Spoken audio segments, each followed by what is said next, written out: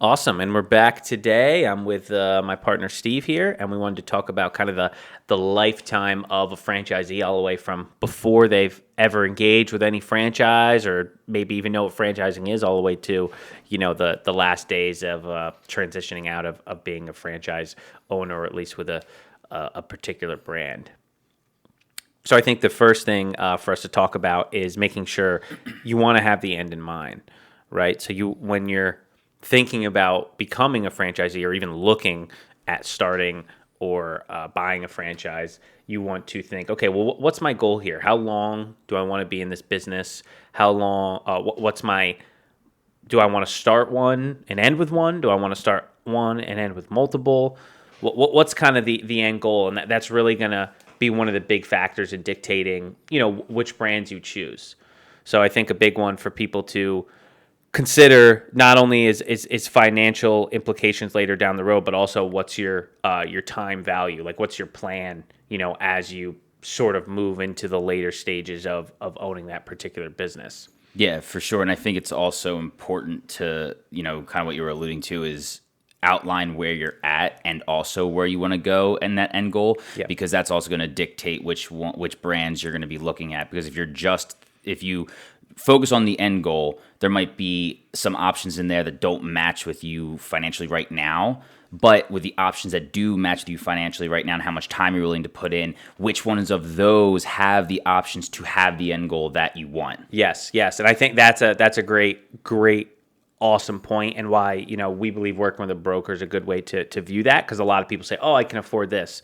This is what I want. But my goal is to, own 5 of these, right? So, for example, a lot of, non-dinner restaurant or food franchises really have a great sort of model where you can scale once you get to 3 or 5, because you can have a general manager that's responsible for multiple, right? So you can really, you can get a lot better on the unit economics, right? Because you're able to staff as kind of a conglomerate. And a lot of people say, well, I can't afford that. And what you're saying, and it's a really great point, and you want your broker to help you walk through what your end goals are, is, hey, if you want to get there, you want to choose a business and brand that allows you to get to the point where, if your desired income is say $500,000, that's your goal, and then you want to sell at some multiple of that to somebody in the system or out. You want to make sure that you're in a brand and choose a brand that allows you that ability to get there. Right. So you want to make sure you think about that, and you're with an expert that knows that, hey, I'm starting here, but my goal is to get here.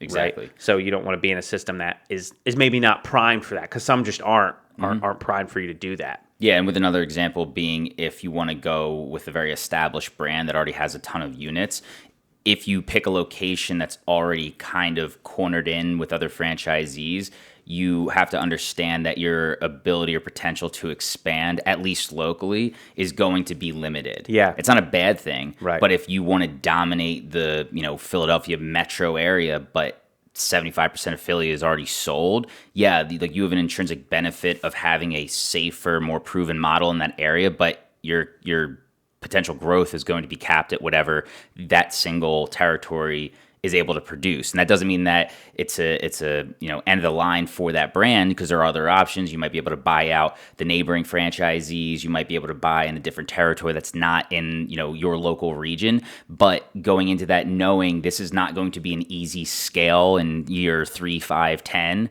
as if I had a brand that had a lot of white space or available space around my location. Things of that nature are all important to factor in. And it's not as simple as just picking something that you like and that you can financially qualify for now. It's like you said, having that end goal and trying to piece together which brand and system is going to help you get to that point. Because a lot of times when you have a brand that has a lot of open space, you should ask those questions.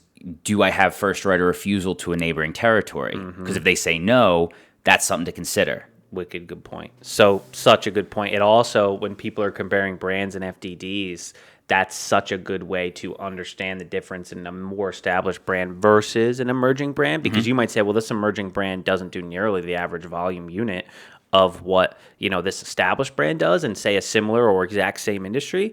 However, just like you said, in this emerging brand, yeah, that may be because they just don't have as much time in the system as these other owners in this other brand. But also in this other brand, you're like you said, you're at the mercy of being able to purchase already established units in your local market, which they may never sell. Who knows? They Sure. might want to give it to their kids and grandkids. So Yep. you'll never be able to own that territory, as opposed to this emerging brand. While yes, the quote unquote average right now is not exactly the same, you might be able to own all of Philly Metro and do 20 times what you would have been able to do in one unit in this established brand. So it's really understanding that end goal and what your mindset is going into it. Before you choose the brands, and when you're comparing them, so people really understand, because it's easy to say, well, this one does more on average. It's like, yeah, but that's not the only way to look at it. So that's a phenomenal point for people to think about, on day one. And again, they don't need to know no one knows what's going to happen in 5 to 10 years, but if you have that idea before, it's really going to prime you to think about brands differently. You're going to view them from a perspective that makes more sense for what your goals are, not just like, oh, I like them and they make a lot of money. It's like, sure, that's good, but you have to think about it from what you want to do, and that also, that kind of ties into the discovery process as well. So, when someone gets engaged with a brand, being very open about that goal and honest about it too, because it's very easy to say, oh, I want to make as much as I can and my goal is to expand, when really you don't want to be replacing your job with more hours. You just want to be replacing your income with less hours, which is totally fine, but that's not the same thing as expanding into 10 units. It's going to take more work probably to expand into 10 units than to just, buying a business you can work your way out of having 40-hour weeks. You know what I mean? So that's something to think about when you're approaching those brands too, because they're vetting you as well as you're vetting them, So when you approach it from actually having your goal in mind, it's a good way for you to really kind of hash out which brands make more sense for what your actual goals are. Yeah, I think being honest to yourself is vitally important. But with that being said, like you had mentioned, you don't always know what the next 3, 5, 10 years is going to hold. But what you can do during the discovery process or the development process is, just hypothetically, if you want to be the type of, franchisee that has 10 locations dominating a major urban area, okay? Talk to the franchisor and say, do you have anyone in your system that has done this? Like, do you have any franchisees that own a major city, so that I'm able to talk to them to see what their process was? Because if you talk to 3 of them and they all had the same process, saying, yeah, like I started, with $1 million liquid because I knew I was going to have to front all these costs, that helps to shape, versus if you talk to a bunch of them or a few of them and they say, yeah, no, I started with my 1 location, I did really well with that, and here's the growth strategy that I had to build into my 2nd and my 3rd and my 4th, and so on. So that way you're able to paint that picture, because it might not be feasible with certain brands to dominate an area without a ton of capital, just based on the nature of the business. And of course that's brand specific, but to be able to talk to current franchisees that have potentially done what you're looking to do, because you might also find in that process that they were putting in 60, 70, 80-hour weeks for 2-3 years.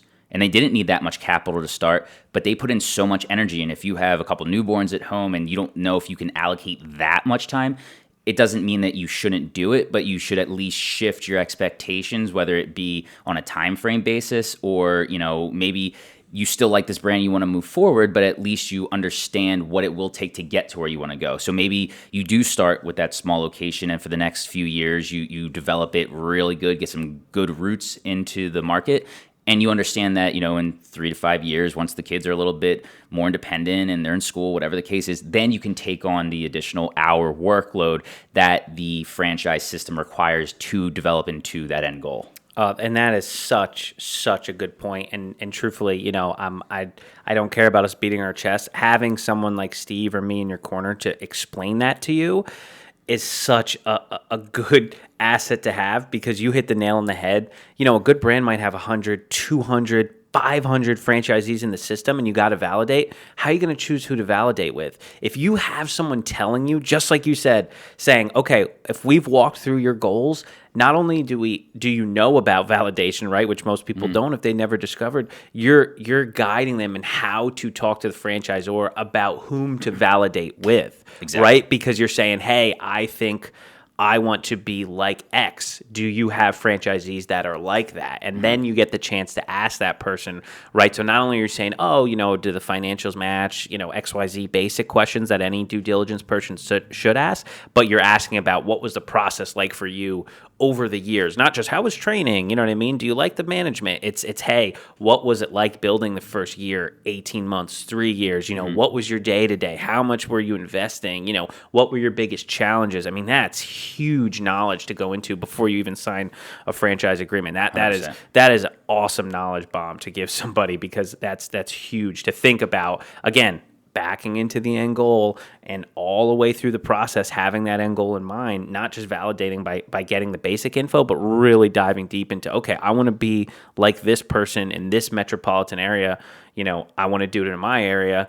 How did you do it? Or the opposite, right? You are in a small market. What's it like being in a small market, knowing you're never or don't really plan on expanding? What happened? Exactly. How did it work? How did it go bad? I mean, that's such a good point for people to understand. Again, even before they actually purchase a franchise. Yeah, because as you're going through the development process, it is a matchmaking process. The franchisor doesn't just want to sell to anybody. They want to make sure they're selling to people that are going to be successful.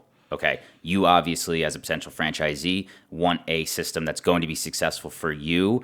But with that being in mind, at the end of the day, they're still the franchisor is still trying to sell you. If Sure. Let's assume that you're a good candidate, you're probably going to be a good candidate for a multitude of brands. Of course. When that happens, think about it.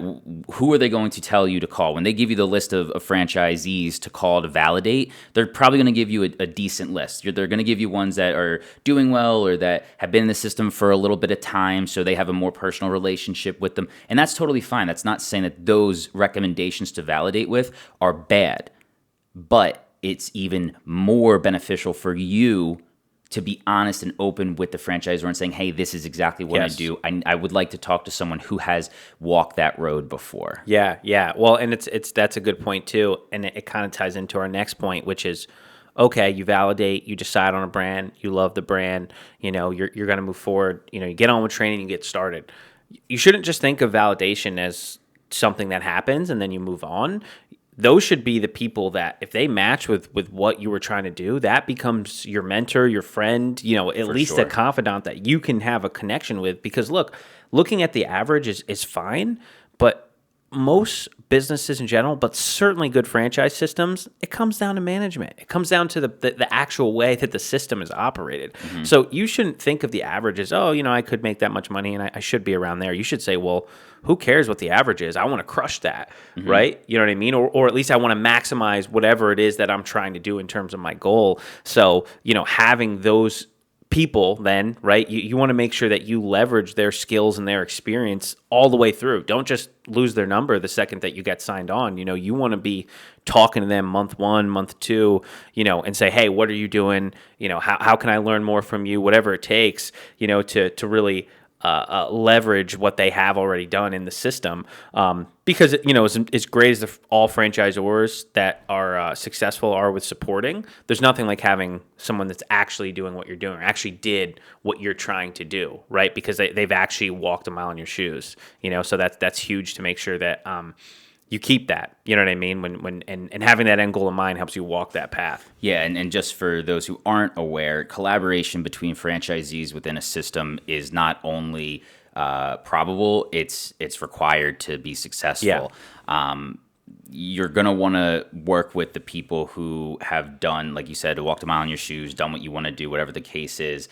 But also that's a good reference point to say that you are in business for yourself and not by yourself. And I know we use that line a lot, but that is a wonderful aspect to leverage, is that you have people that are working on the same exact issues. So when you do go in the business endeavor with a franchise system, you have people that have done exactly what you are about to do. They've already handled the problems, and you can leverage their experience to help catapult you into success with your business. Yeah, and it can even be more direct than that in some service-based businesses. Like a personal friend of ours is in a junk removal franchise that we know locally here in Philadelphia, and a different franchisee actually sent him a 6-figure contracted job from New York. So a different franchisee, he was able to literally just wake up and say, oh, John sent me a contract for this job here in Philadelphia because he knows so-and-so. I mean, that's just the power of franchising right there. I mean, that's something he not only wouldn't have access to,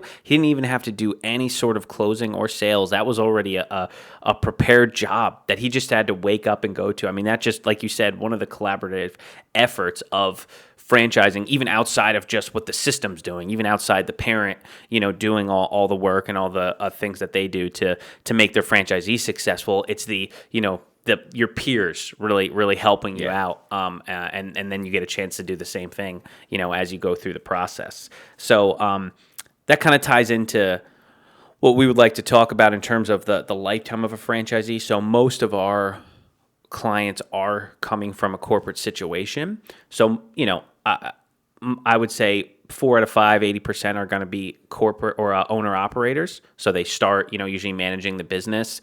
But throughout the process, again, from the beginning, knowing what your goal is, you're going to want to probably work from being that owner operator into some form of a semi-absentee role. Most people didn't become a franchisee because they would just want to have a different job. If that was the case, they would have just got a job, right? It's a lot less risky. Yep. So, so that's one of the first things I think that you want to talk about when you're, discussing with in the discovery process is, okay, how do I get from, not just being an owner operator, but being someone that's working less and making more, right? So, that's one of the first steps once you kind of get established and get into the system is working into being not only an owner operator, but becoming somebody who really, owns a business where they get to work on the business, not just, manage the day to day. So that's a huge thing that we want to kind of prime our franchisees for throughout the discovery process of getting into that position. And then from there, really, it kind of, like we said, it depends on your goals. Do you want to own multiple locations? Do you want to be a local dominator? Do you really want to just maximize everything you possibly can in the territory and be as hyper profitable as possible? And do it for 20, 30, however many years? Or is your plan to, kind of own this and then, sell it to somebody within the system? And that's really again, another benefit of franchising that we've talked about, is your exit strategy. You have more options than if you own just an independent business, right? So if you do own an independent business, you can sell to, maybe a family member or somebody outside the organization or somebody inside the organization, but you don't have the same plethora of other business owners who may be interested in your location. So that's something to think about if you're looking to get into business in general, why franchising can be such a great option for somebody who's looking to exit. Yeah, absolutely. It just ties back into the benefits of franchising. You're in business for yourself and not by yourself. You already have some level of brand presence in the market, so you don't have to have as difficult of a time when it's time to transition out. You have those options available, which is always nice. Yeah, it's nice to not have to just go on the open market, because just selling any business is tough, but especially a small local business, there's just a lot more nuance. Usually because the owner's tied up in it, where, when it comes to a franchise, it's just a lot easier to sell. You have prime buyers already in the system that are just looking to, add something to their portfolio. So that's a great option for somebody. And, from there, then you get to either move on with your life or, maybe buy a different franchise. So it's a good life. And, however long somebody decides to be in a franchise. And just a reminder to anybody listening too, I see this a lot. You really are an owner when you're in a franchise system, and a lot of people just really don't grasp that until they get in it. You can sell your franchise a year in. I'm sure they don't. Most systems are not preferring you to do that. Yeah, but I see it, so it can happen, and it's quite an advantage compared to, if you're thinking about, should I just get another job? Is this really worth it? I mean, you do own, the business. You have restrictions and guardrails that you can't go out of, but you do have the ability to, be much more flexible than, if you sign on with somebody, they're not going to keep, paying you when you say you want to quit, right? Where you can own a business and look for a good sale or buyer to buy your business for 6 months, right? Yeah. And still keep it. Yeah, and I think that's a really good point to make for individuals who are really looking to get out of the corporate world and start a business or be involved in business to some degree. Yeah. But they are a little less risk adverse, and they don't feel confident just jumping ship and starting, Right. John's business, tomorrow. Sure. So with that being said, it's not that you hope that you're going to sell in 6 months to a year after opening, but having some level of peace of mind that if for whatever reason you don't like it as much as you thought you would, it's not a total loss. Yeah.